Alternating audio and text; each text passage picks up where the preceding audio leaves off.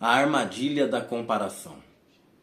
Como parar de medir o seu progresso pelo sucesso dos outros e começar a vencer no seu jogo? Eu sei, essa armadilha é muito comum numa sociedade como a nossa, no lugar onde nós vivemos. Eu faço uma pergunta. Você tem o hábito de pegar o seu celular e ficar rolando nas redes sociais e vendo a vida de outras pessoas e muitas vezes comparando e pensando: por que será que dá certo para ela e não dá certo para mim? O que será que tem de errado? Vamos trabalhar um pouco dentro desse eixo, dentro desse mistério. Sabe, nós não estamos isentos de viver uma vida assim. Isso pode acontecer com todo mundo em determinado momento da jornada. Porém, é importante que a gente venha ter o enfrentamento correto. Por quê? Porque a comparação é a ladra do nosso destino. Pense só no reino animal como seria bizarro se você visse uma águia se comparando com um leão. Se você visse ali os animais de grande porte como o hipopótamo, ele simplesmente olhando e vendo a vida de uma ave e dizendo assim: eu quero ser igual a ela. Isso é possível? Não, isso não vai acontecer. Da mesma maneira, quando nós olhamos os melhores momentos, digamos, numa linguagem futebolística, nós analisamos quando alguém faz um gol e nós comemoramos, aplaudimos e dizemos: nossa, que legal, o Brasil é penta. Mas poucas pessoas sabem das histórias de bastidores, porque elas quase não aparecem.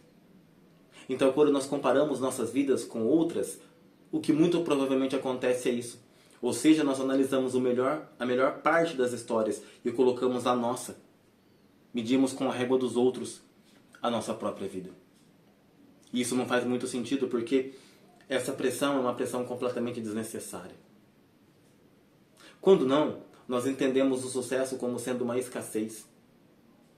Pense, eu, uns tempos atrás, uns anos atrás, joguei bola, joguei futebol, e ali, analisando e pensando: por que será que alguns jogadores conseguem ir para frente e outros não? E na minha mente limitada era o seguinte: quando alguém é promovido ali das categorias de base e sobe para o profissional, significa que eu não vou ter chance? E ainda mais quando esse jogador atua na mesma posição que eu. Quando a nossa mente ela começa a se abrir e esses gatilhos de escassez eles começam a ser vencidos, nós entendemos que não, que o mundo é muito amplo. Não é porque uma pessoa subiu que eu não vou conseguir subir. Muito pelo contrário, ela pode me ajudar a chegar no meu destino. A pergunta é: o que eu aprendo com isso? Será que eu fico apenas no campo da comparação? E muitas vezes paro por aí, até mesmo tendo o risco de sentir inveja? Não sei. Mas eu queria que você pensasse. Se não existisse redes sociais, toda essa pressão midiática do dia a dia e uma pressão enganosa que você mesmo se impõe, o que realmente importa para você? Quais são os seus valores? Sabe, estava conversando com uma pessoa e percebi que por muito tempo ela também viveu desse jeito, dessa forma, ou seja, apenas comparando a sua vida com outras. Nossa, tem uma pessoa mais velha que se projeta mais, e essa angústia fez com que ela ficasse paralisada. E depois de um tempo conversando com ela, eu percebi que essa leveza de entender quem ela é e não precisar ficar olhando para as outras pessoas fez com que ela fosse cada vez mais alavancada. E a pergunta que eu faço é: será que nós não temos isso conosco? Ou seja, um senso de comparação muito grande. Desafio você. Escreva. Pegue um papel e uma caneta e anote durante um mês aquilo que você está tendo de ganho com relação ao seu propósito, para que você não fique estacionado apenas olhando, aplaudindo pessoas nas redes sociais e é uma história que nem contém toda a verdade. Escreva os seus avanços.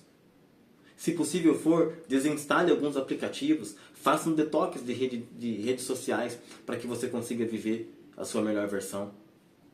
Entenda, quando nós falamos sobre filmes, é interessante ter lá o seu dublê. Quando nós falamos sobre alguns programas de televisão, é interessante ter sósias, mas na vida real não é assim. Nós somos responsáveis por viver nossa própria vida e não tem cópia. Cada um vai ter o seu próprio roteiro. Existe um poder muito grande com você. As suas experiências, os seus talentos, todas as pessoas que estão perto de você, a gama de informação que você já adquiriu, isso serve a seu favor, para que você venha se mobilizar, para que você venha se mexer. para que você venha fazer algo diferente num tempo como esse.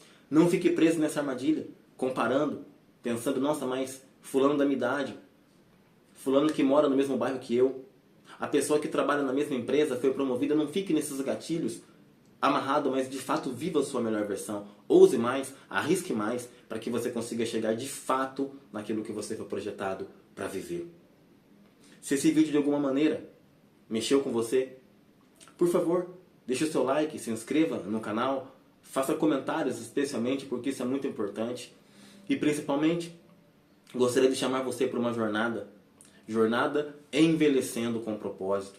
8 semanas, alguns eixos ali selecionados, para que de verdade a gente consiga caminhar juntos e você entenda que não é por muito trabalhar, não é por muita pressão, e nem, como dizem algumas pessoas, quem espera sempre alcança. Não.